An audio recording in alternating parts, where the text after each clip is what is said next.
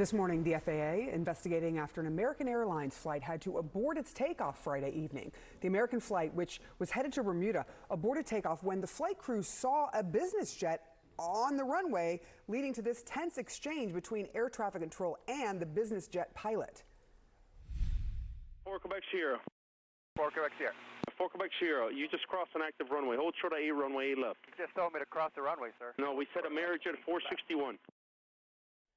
Yikes. The close call is the latest in a string of recent incidents as we head into the busy July 4th travel weekend. On Friday, a United Airlines passenger jet nearly collided with a drone as it was coming into land in New Jersey, according to its pilot. Joining me now, CNN safety analyst and former FAA safety inspector David Susi. It is so good to have you when these sorts of incidents happen. I do want to ask you first about this drone. The pilot described it as about 3 feet in size, which is pretty big. If that would have hit the plane, what could the consequence be? Very significant, particularly if it got into the engine itself, because that kind of material, you've got hard materials, plastic materials, composite materials, and metals going directly into an engine can cause significant damage, probably an engine out, and perhaps a backflash of the engine power going back out through the front of the engine, causing fires. Terrifying, the thought of it. And I know this has become a real issue. How common or how dangerous is it, or as pilots are trying to navigate the fact that people are flying drones in areas where flights are taking off and landing, which most drones, if they're doing it legally, they are disabled from being able to do that. So clearly there's a problem here. Yeah, definitely there is.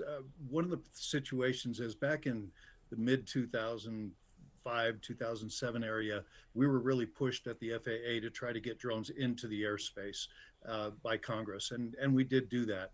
I think that there was a lot of things that were overlooked. For example, if you're doing things right, if you have licensed pilot, I'm a licensed pilot for remote aircraft, you know the airspace, you know how to get in and out of the airspace where you can and you can't safely do that. What we didn't do was anticipate the number of drones that are out there right now that have the capability to get into that airspace. And so there's not a lot we can do to mitigate people that are not playing by the rules from being in those aerospace areas. So I think to me, that's one of the largest concerns I have about air safety at this point, is the fact that there are so many drones that can potentially get into that airspace. Yeah, it's kind of a terrifying prospect because so many people have access to drones, both people who are professionals who have taken the tests and people who are novices who are just playing with them. Now to the planes ending up on the runway and the business jet sort of crossing over into an active runway. Does this seem to you like just a miscommunication that sometimes happens, or is this something that is indicative of a system that's really stressed to the max with so many flights and not enough air traffic controllers? Well, first of all, sir, I'd like to point out the fact that this pilot was heads up enough to see what's going on, to make it go around, to make sure that that didn't happen. That's a heads up move. It's looking directly and seeing what's happening, and that is part of the safety system.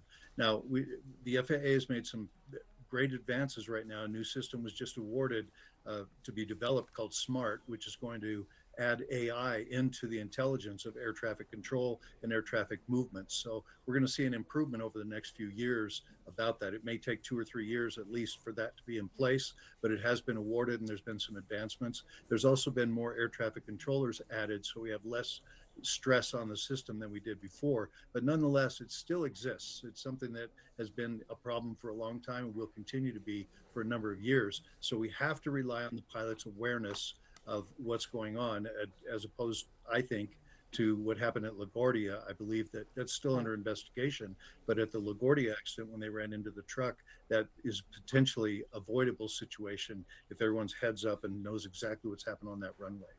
Yeah, all of that. Very important. Technology, so important, but also the situational awareness of the pilots themselves making a huge difference. David Susi, it is a pleasure. Thank you so much.